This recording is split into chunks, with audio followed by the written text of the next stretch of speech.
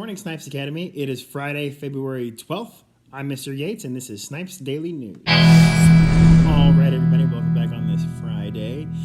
Let's go ahead and get into it with the weather. As you probably know by now, it's, again, chilly and rainy. It's not really rainy, actually. It's like misty. There's like lots of mist in the air, which I kind of like. But it will make going outside a little bit different. So just make sure you have some good rain boots and a jacket, because it's a little chilly and a little wet outside. For today's This Day in History segment, we're going to talk about Abraham Lincoln. A few reasons we're talking about Abraham Lincoln today. Number one, because it is his birthday. He was born February 12th in 1809, but also because he's an important historical figure and was instrumental in abolishing slavery in the United States. I mentioned yesterday that Black History Month is in February because Carter G. Woodson wanted to commemorate the birthdays of both Frederick Douglass and Abraham Lincoln.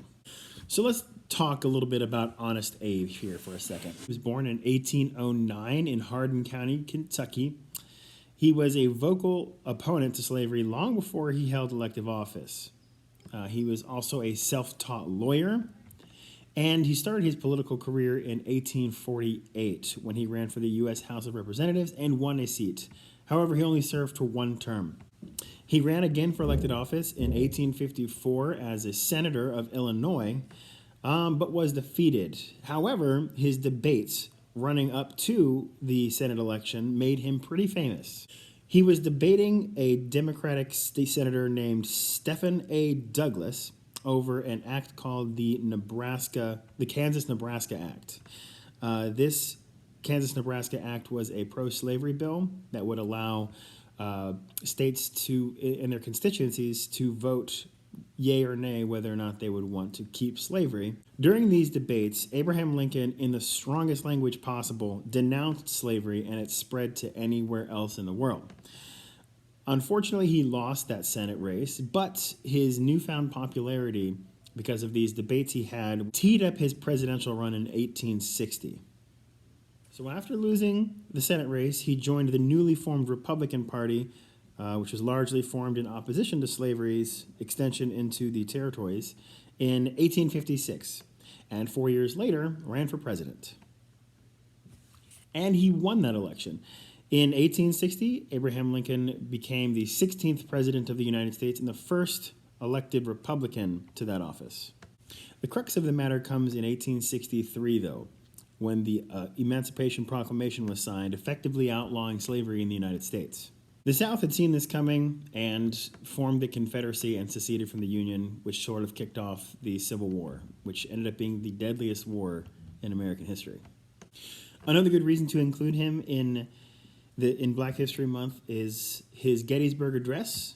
I have already talked at length about the Gettysburg Address in another video, so I'm not going to do that here, but if you would like to see more, I did link it in the description below. An interesting fact about this is there is also a holiday known as Juneteenth. It's June 19th, and it's also called Freedom Day, and it celebrates slaves being freed in Texas 2 years after the Emancipation Proclamation. The reason that's significant is because while slavery was outlawed, it had to be enforced by the United States. So in states that were still controlled by the Confederacy, slavery was still being widely used. So it basically every state had to be arrived at by the Union Army, aka the United States Army, before slavery would be denounced and abolished.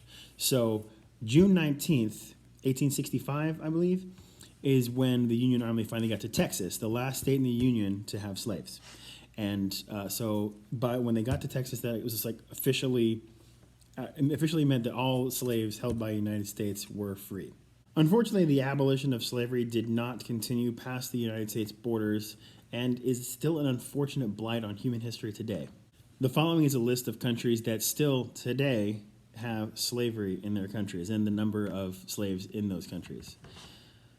India has approximately 8 million slaves. China, 3.86 million. Pakistan, 3.18 million. North Korea, 2.64 million. Nigeria, 1.39 million. Indonesia, 1.22 million. The Democratic Republic of the Congo, 1 million. Russia, 794,000. And the Philippines, 784,000. All told, some 22,878,000 people still remain in slavery today. This is in part the reason that so many people around the country, around the world, want to come to America, a bastion of freedom in the world. It remains the most immigrated to country in the world by a very long margin, something like 3 or 4 times the next highest a country immigrated to. On to some other happier news. In addition to Abraham Lincoln's birthday, we also have a few other birthdays. So we do not have any actual birthdays today, but we do have some tomorrow on the 13th and on Sunday, which will be the 14th, which will be Valentine's Day. First on the list, we've got Chance Cameron in 4th grade turning 10 tomorrow. We also have Nasir Nelson in 2nd grade turning 8 tomorrow. Also in 5th grade, we have James Bragg IV turning 11 and Aiden Drayton in 2nd grade turning 8. So if you see any of those folks in or out of school, make sure you say happy birthday. And that will about do it for us today, guys. So I hope you have a wonderful day. Happy Valentine's Day on Sunday, and I will see you on Monday. This is Snipes Daily News.